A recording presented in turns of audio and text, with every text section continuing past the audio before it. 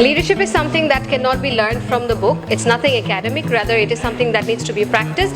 This is the quality, and I think the leadership game delivered by Mekteama is one of the very unique and different program, and a way in which participants who are actually young professionals and students, a combination of both, they can develop their leadership capacity.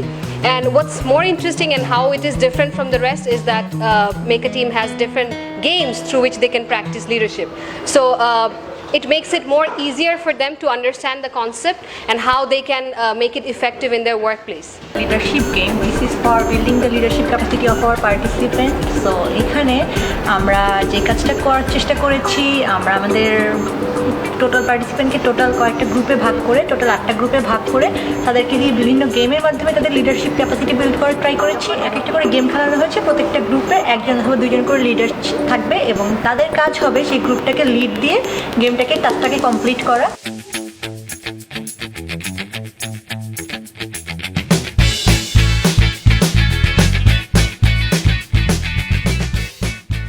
লিডারশিপের আমরা সবসময় একটু কাজের মধ্যে দিয়ে বুঝি, so এখানে একটু অন্য পার্সপেক্টিভ থেকে আমরা দেখলাম যে গেমের মাধ্যমে কীভাবে লিডারশিপ শেখা যায়। লিডারশিপ এমন কিছু না যে লিডার শুধু তারই কোয়ালিটিতে থাকতে হবে, প্রত্যেকটা মানুষের মধ্যে এই কোয়ালিটি থাকা উচিত। লাইফে বিভিন্ন ক্লাসে হোক, অফিসে হোক, বিভিন্ন পর্যায়ে, বিভিন্ন স্টেজে বিভিন্ন রকম চ্যালেঞ্জ ফেস করার জন্য এই কোয়ালিটিটা থাকা দরকার।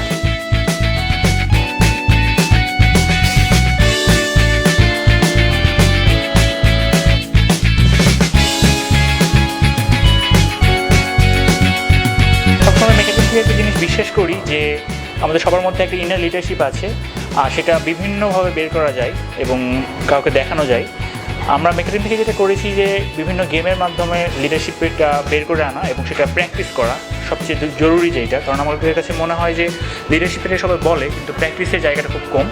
আমাদের এই পুরো প্রোগ্রামে যেটা করেছি যে একজন পার্টিসিপেন্ট সবাই তাদের ভেতরে লিডারশিপটা দেখতে পেরেছে, লিডারশিপের কোয়ালিটিটা দেখতে পেরেছে এবং সেটা নিয়ে প্র্যাকটিস করেছে।